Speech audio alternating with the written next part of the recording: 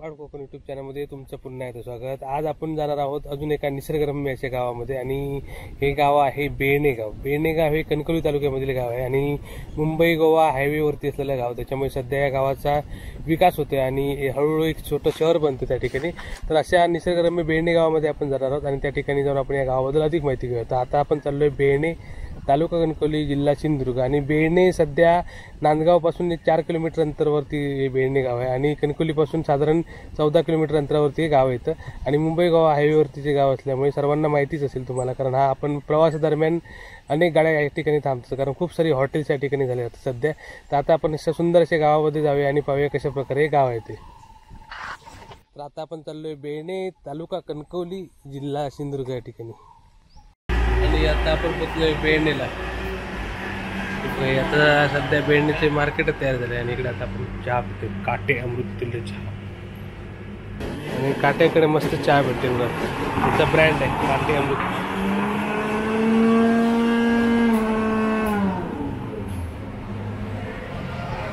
काटे तुम्ही कुठचे काटे? सावडा सावडा काय काय ठेवतो इकडे? हा चहा नाश्ता काय? नाश्ता फक्त चहा आता चालू करणार आहे। ओके, त्यांच्याकडे चहा मस्त मिळतात, आईस्क्रीम चहा तुमचं मिळतात आणि एकदम हायवेच्या बाजूला तेव्हा आपला तीव्र डांबरे रोड, इकडे तीव्र डांबरे रोड गाव आहे आणि बेळणे आला तर नक्की ट्राय करा।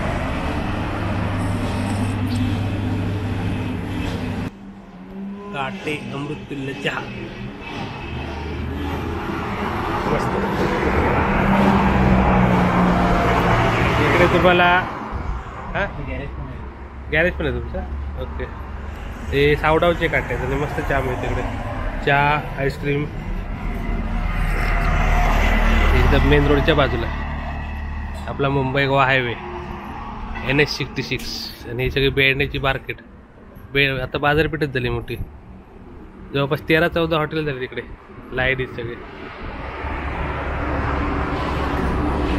तर आता आपण चाललोय इथलं ग्रामदैवत पावनाई मंदिराकडे।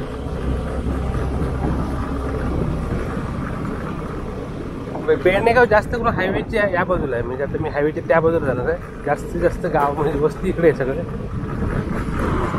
आता पहिल्यांदा मंदिरात जाऊया आणि मग अजून माहिती घेऊया गावाबद्दल।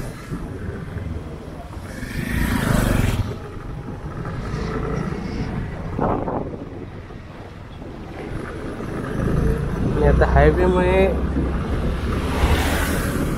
सगळीकडे डेव्हलपमेंट, खूप सारे हॉटेल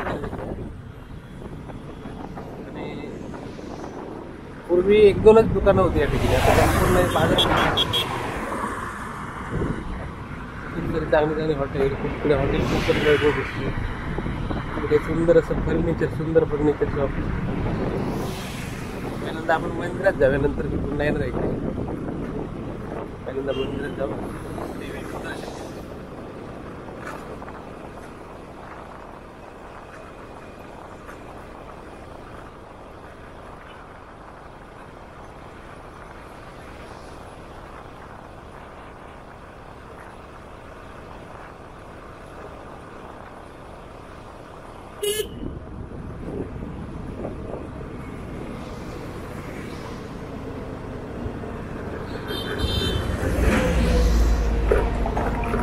श्रीदेव लिंगेश्वर मंदिर।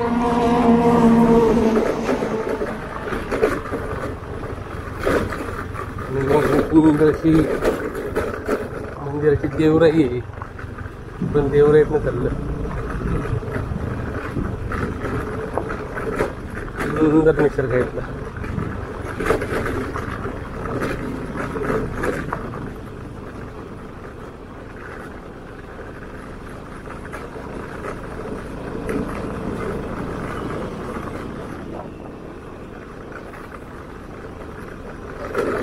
साधारण 300 मीटर अंतरावर ते मंदिर आहे हायवे पासून।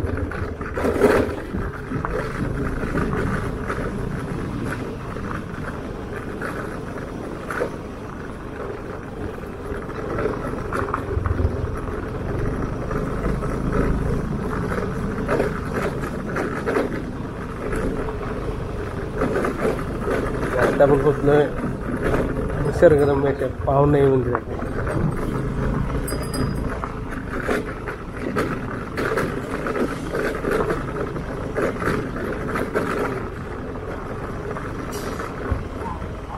आपण आहोत पावनाई मंदिराकडे. श्री पावनाई ब्राह्मणदेव मंदिर बेळणे. तर आता आपण आहोत पावनादेवी ब्राह्मणदेव मंदिर बेळणे खुर्द.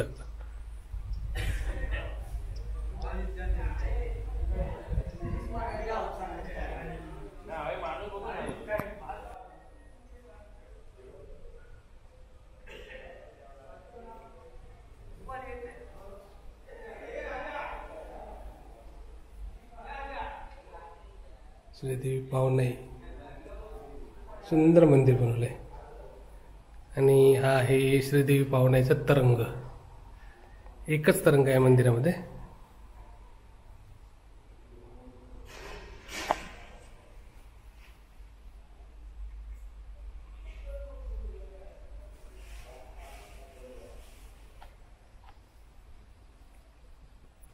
इकडे लिंगेश्वर आणि ब्राह्मणदेव आणि पावनादेवी आणि पावनादेवीच्या इकडे तरंग.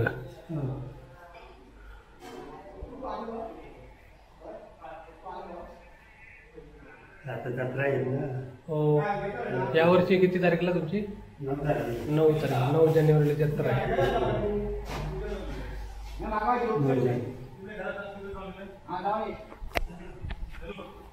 सुंदर मंदिर आहे.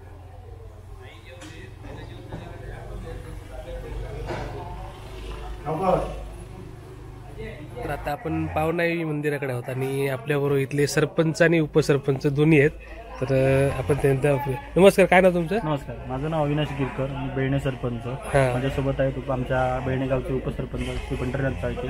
ओके. माझा मित्र प्रसाद चाळके, उत्तम समालोचक, सिंधुदुर्गातील एक नामांकित असा समालोचक आपल्या बेळणे गावातील. असं बेळणे गाव म्हटलं तर एक निसर्गाच्या कुशीत असं दडलेलं, चारही साईडने बघितलं तर चारही साईडने डोंगर, दऱ्या आणि त्या दऱ्यामध्ये एक वसलेलं एक सुंदर गाव.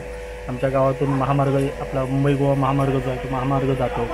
आणि विकासाच्या दृष्टिकोनातून बघितलं तर आपला गाव खूप विकास होतोय, डेव्हलप होतोय. बरोबर. गावातील देवस्थान, प्रमुख देवस्थान म्हणजे आता बघितलं तर आपण पावनाई असं आहे. त्यानंतर आमची ग्रामपंचायत आमच्या जवळच आहे. ग्रामपंचायत आणि ग्रामपंचायत देखील सुंदर. आता 1-2 वर्षापूर्वीच आम्ही काम वगैरे करून आता सुसज्ज अशी ग्रामपंचायत त्या ठिकाणी आम्ही उपलब्ध केली, इमारत उपलब्ध केली.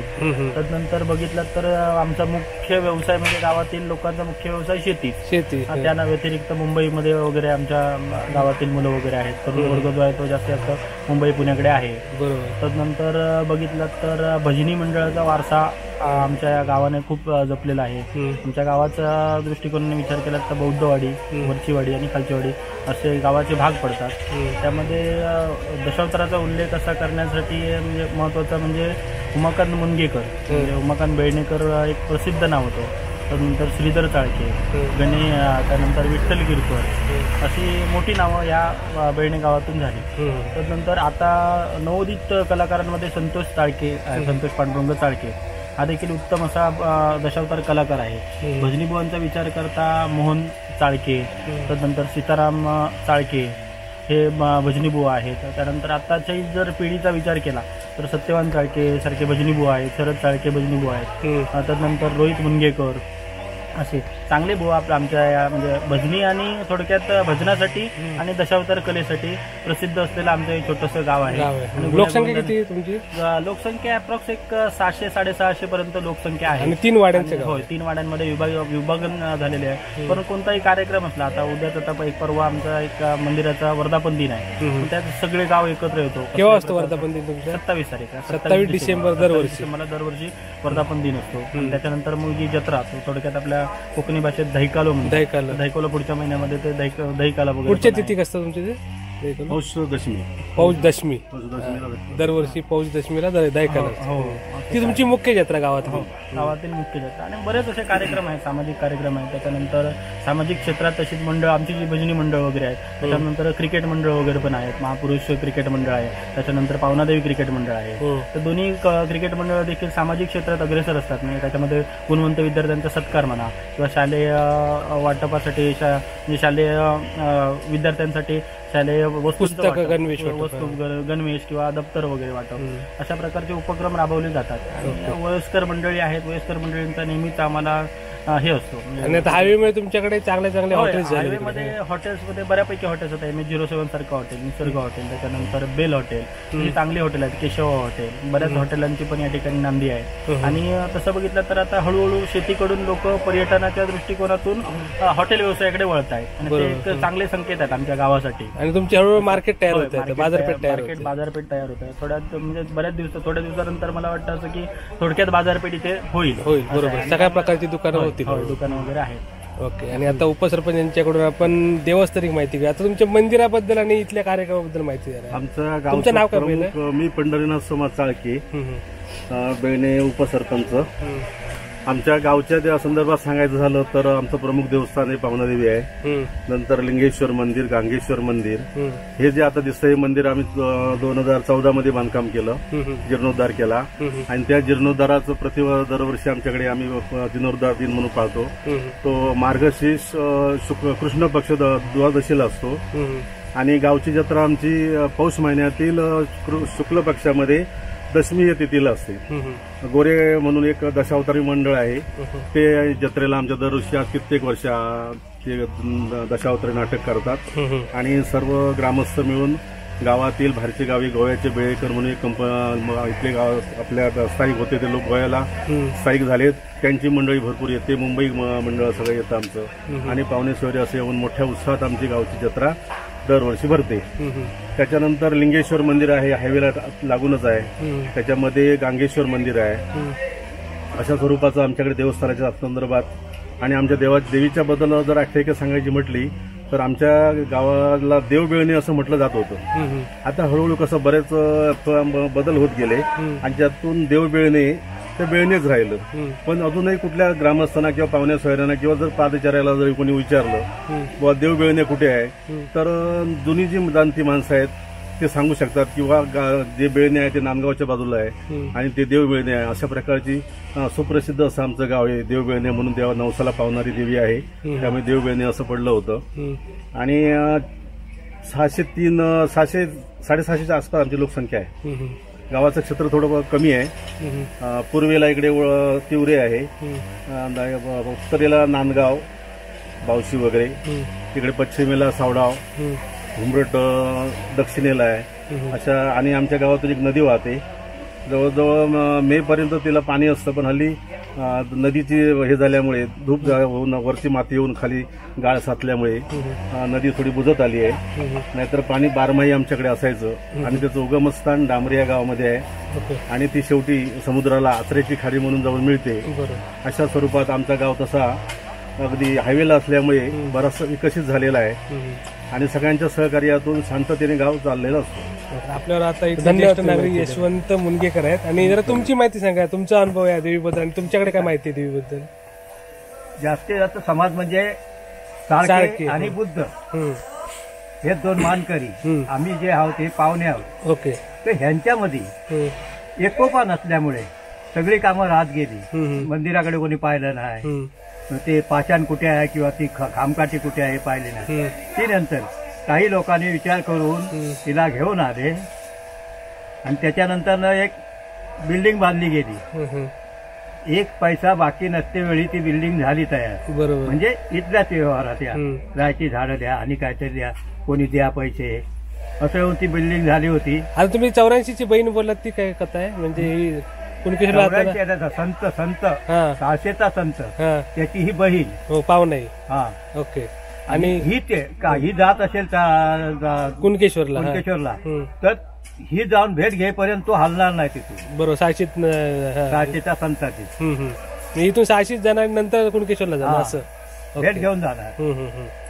आणि ती जुनी आख्यायिका सांगतात, ती खांब म्हणजे खांबाचा वाळ म्हणतात ना, ती काय नेमकेश्वरी इकडे. ते काही ह्यांचा वाद झाला दोघांचा, त्याच्यातला एक पळून गेला तिकडे वरती आणि ही खांबकाठी ह्या वाळात वरती तिकडे मिळाली. त्याला अजूनही जुना खांब बघितला तर त्याला घाव मारला होता, तो अजूनही दिसतो. त्या घावात का रक्त आलं, ते रक्त आलं, त्याच्यामुळे तो घाबरला आणि दुसरा त्याने वार केलाच नाही आणि पळाला तो. म्हणजे खांबकाठी मोडायची होती वेळी पाषाण स्वतः घेऊन गेला तो. आणि त्या गावाचं नाव भांडणे तालुका भांडण्यातला तो गौरव आहे. तर तिला मग जंगलातली देवी म्हणून ठेवलं त्याने, घरी आतमध्ये नेली नाही, बरोबर. पण तो पूजा बिजा करायचा. कोकणी देवी कोकणी देवी म्हणायचा तो. आणि ही बातमी सगळे जे एसटी वाले होते ना त्यांना समजली. ते मुंज आमचे होते ना, ते ड्रायव्हर होते, ते एसटीत होते, त्यांना ते समजलं. त्यांनी ते स्वतः जाऊन बघितलं. त्याच्यानंतर लोकांना घेऊन गेले रात्री आणि त्यांना तशी न लागता पाषाण घेऊन आले. बरोबर. म्हणजे साधारण 50-60 वर्षापूर्वीची गोष्ट आहे. हो, म्हणजे किती साली आणला? 1979 साली आणला. Okay okay. त्याच्यानंतर ती इमारत झाली. इमारत झाली ते नंतर दुरुस्तीला आल्यामुळे नंतर हे गोव्याचे आहेत, त्यांनी लोकांनी मदत मोठी केली आणि त्यानंतर मंदिर उभं राहिलं. हा, मंदिर उभं राहिलं. ओके. आता तुमचे दरवर्षी यात्रा होते. आता आम्ही हे करतो, हे तिचा वाढदिवस म्हणून वर्धापन दिन 27 त्यासाठी करतो. त्याच्यानंतर आमचा दहिकाला, वार्षिक दहिकाला. बरोबर. अशा प्रकारे मस्त माहिती दिली. धन्यवाद तुम्ही माहिती दिली. तुमचं वय किती आता? 80 रनिंग आहे. 80 रनिंग आहे. त्यामुळे भरपूर माहिती आहे त्यांच्याकडे गावची. ज्येष्ठ नागरिक आहेत. धन्यवाद.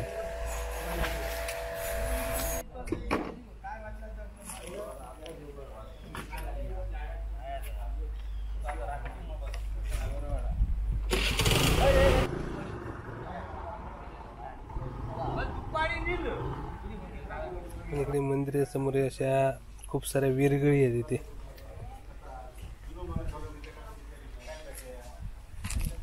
पुरातन विरगळी आहे तिकडे, हे झाडाच्या मुळापाशी. खूप मोठं असं झाड आहे.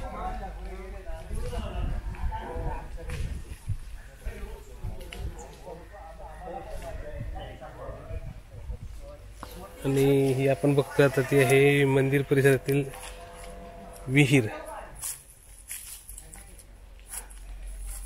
मोठी विहीर आहे.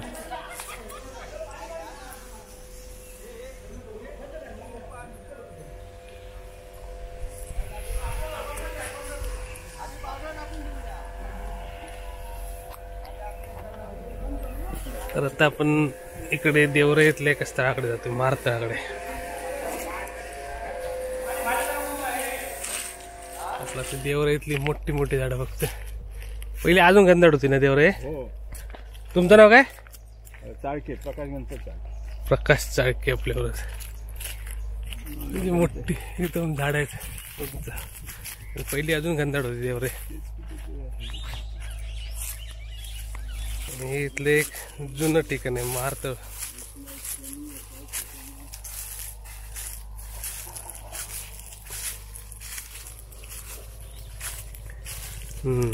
ही सगळी जुनी जागा आहे.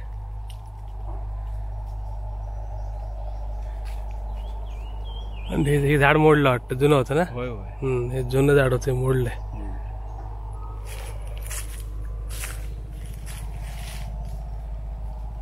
तुमच्याकडे आता ही 4 महत्वाची ठिकाण आहे ना. पावणे मंदिर आणि कुठचं गांगेश्वर मंदिर, लिंगेश्वर आणि हे मारत. हा, 4 ठिकाण आहे तिकडे एकत्र. हा, जात नाही, जंगलात आहे.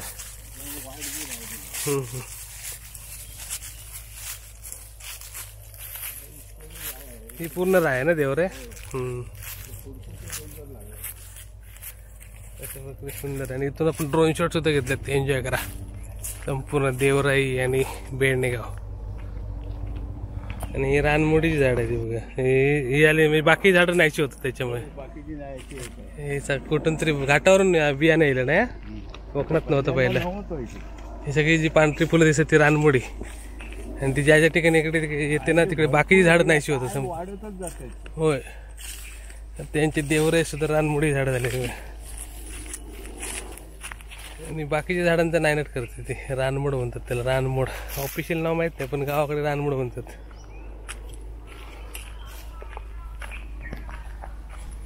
कार्यक्रमानिमित्त या ठिकाणी स्वच्छता मोहीम चालू आहे.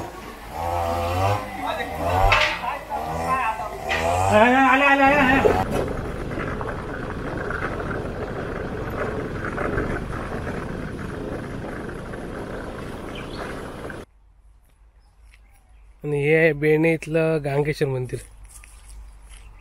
हे देवराई मधले मंदिर आहेत. सुंदर देवराई आहे.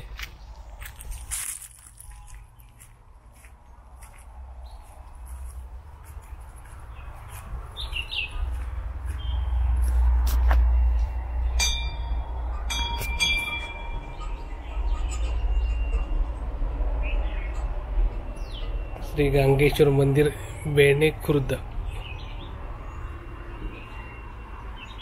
आणि या मंदिराच्या बाजूला सुद्धा इथे विरगळ आहेत पुरातन.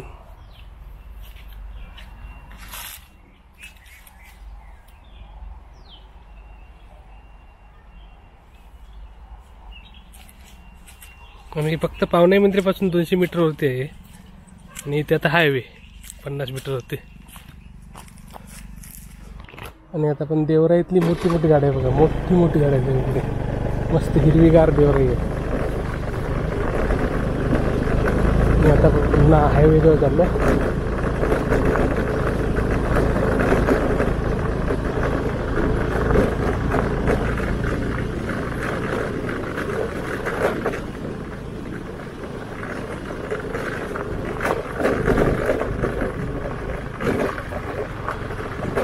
पुन्हा मी आता हायवे जवळ आलो इकडे. म्हणजे मग अशी आपण मंदिरात गेलो होतो पावनाई मंदिरामध्ये. आणि हे आहे श्रीदेव लिंगेश्वर मंदिर, आपलं मुंबई गोवा हायवेच्या बाजूलाच आहे श्रीदेव लिंगेश्वर मंदिर.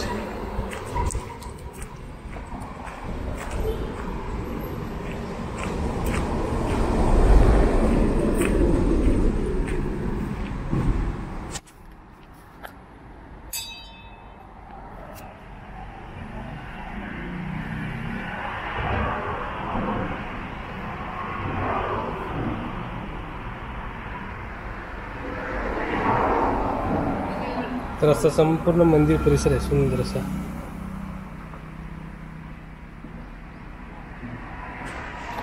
सुंदर निसर्गरम्य देवराईमधलं लिंगेश्वर मंदिर. आणि इथे सुद्धा मोठी मोठी झाडं आहेत. ही संपूर्ण देवराई मोठमोठ्या झाडांनी सजलेली आहे बघा. हे बघा खूप मोठं झाड आहे.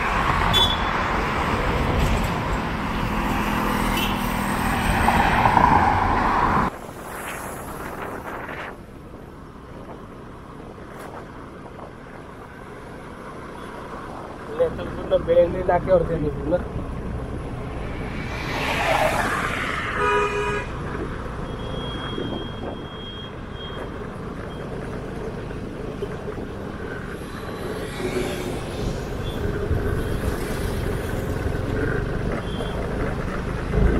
आणि हा आहे तिवरे डांबरी रोड.